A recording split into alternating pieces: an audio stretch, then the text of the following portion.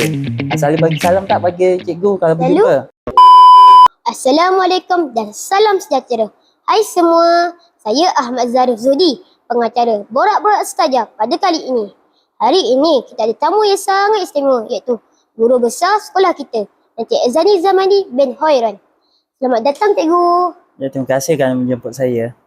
Dalam episod kali ini, kita akan berbual santai bersama beliau tentang pengalaman di sekolah kita, perawatan sekolah, perancangan masa depan dan juga sedikit nasihat untuk murid-murid. Jadi, tanpa melengahkan masa, mari kita mulakan sesi Borak-Borak Ustazah bersama guru besar kita. Saya difahamkan cikgu berpindah ke sini pada bulan Julai 2025. Apakah perkara yang paling cikgu suka tentang sekolah kami setakat ini? Okay. Bila sebut Sekolah Kebangsaan Taman Tasik Jaya ini, saya memang amat suka dengan suasana iklimnya. Sekolah yang berada di atas bukit, yang nyaman, selesa dan ceria serta cantik. Di samping itu, saya melihat guru-guru di sini pun pekerjanya, guru kafanya sentiasa proaktif dan efisien dalam terhadap sebarang tugasan. Di samping murid-muridnya walaupun dikategorikan sebagai murid-murid bandar, tetapi muridnya amat beradab sopan.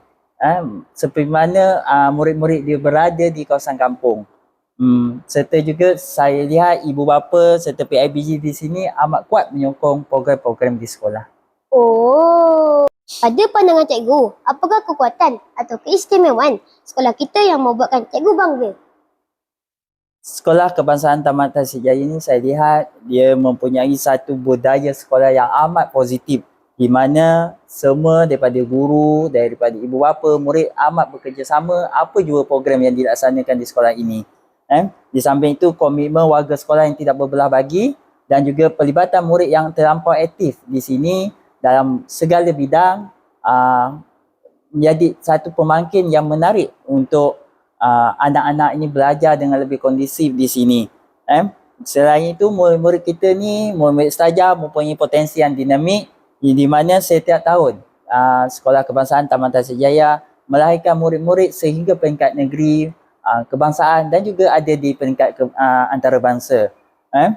Sokongan komiti dalam memastikan anak-anak mendapat pendidikan yang sempurna. Jika kita lihat di setiap kelas ada mempunyai TV smartboard dan juga mempunyai loker, semuanya hasil daripada sumbangan dan impak daripada ibu bapa. Apakah perkara di sekolah kita yang cikgu rasa masih boleh ditambah baik untuk menjadikan sekolah ini lebih hebat?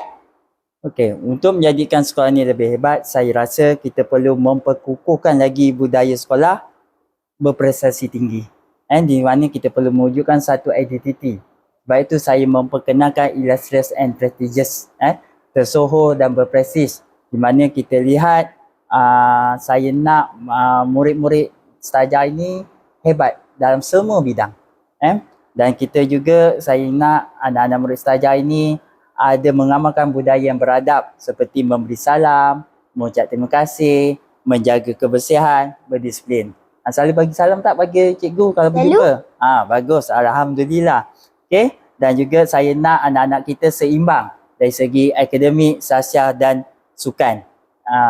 Di samping itu juga saya nak guru menjadi sebagai inspirator atau sumber inspirasi kepada murid-murid.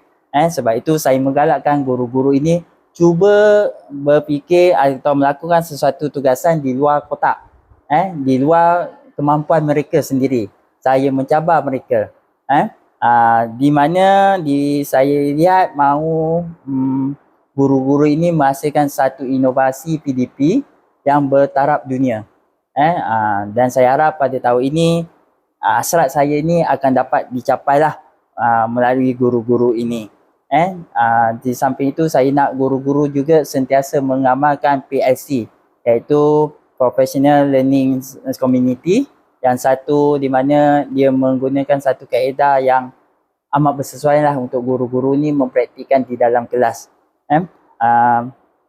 Di bidang pembelajaran, saya nak satu transformasi berlaku di kalangan anak-anak murid, termasuk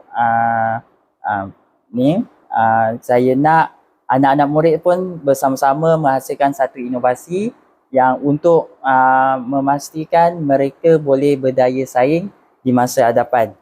Dan juga anak murid dapat menggunakan satu teknologi pendidikan sebab kita sekarang ke arah pendigitalan. Jadi saya tak nak anak-anak setaja ni ketinggalan. Jadi mereka perlu berdaya saing dan sentiasa peka terhadap perubahan-perubahan digital yang berlaku di sekeliling mereka.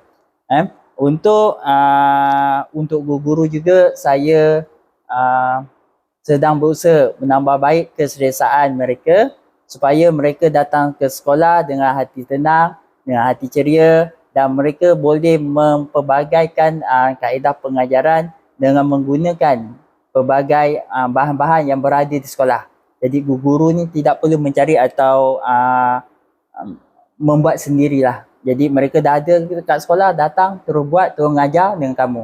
Jadi guru-guru pun tidak stres dan kamu pun dapat belajar dengan lebih gembira. Di samping itu juga saya mengharapkan kerjasama ibu bapa dan komuniti untuk terus memastikan anak-anak setaja terus boleh berusaha meningkatkan diri dan juga mengembangkan bakat-bakat mereka. Faham? Apakah perancangan atau impian cikgu untuk sekolah kita dalam tempoh 5 tahun akan datang? Untuk tempoh 5 tahun ini, saya menggarapkan dari perkataan setaja itu sendiri. STAJA.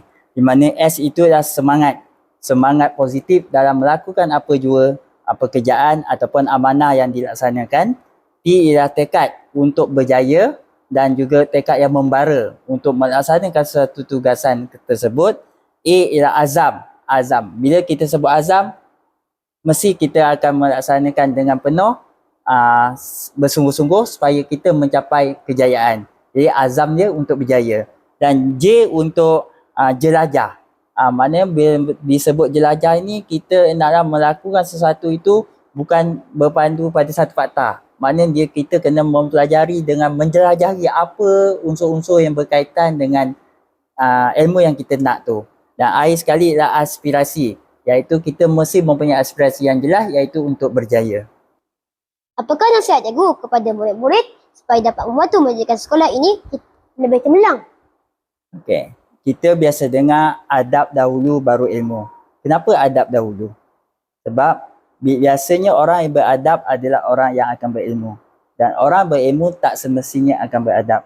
Sebab itu saya dalam setiap kali perjumpaan saya mementingkan adab.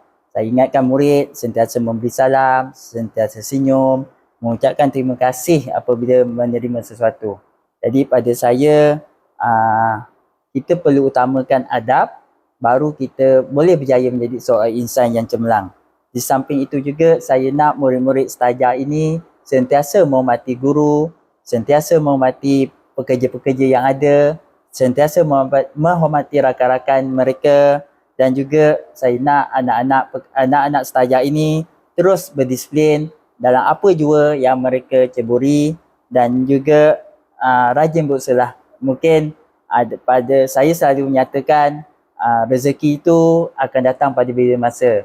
Mungkin tidak pada masa sekarang, mungkin pada masa hadapan. Itulah harapan saya kepada anak-anak setaja. Baiklah, itu sahaja sesi borak-borak setaja pada kali ini. Terima kasih kami ucapkan kepada guru besar kerana sudi meluangkan masa berkongsi pengalaman, pandangan dan nasihat bersama kami.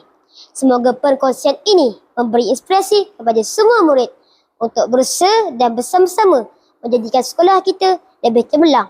Jumpa lagi dalam episod seterusnya, podcast Borak-Borak Setaja. Terima kasih dan jumpa lagi. Bye.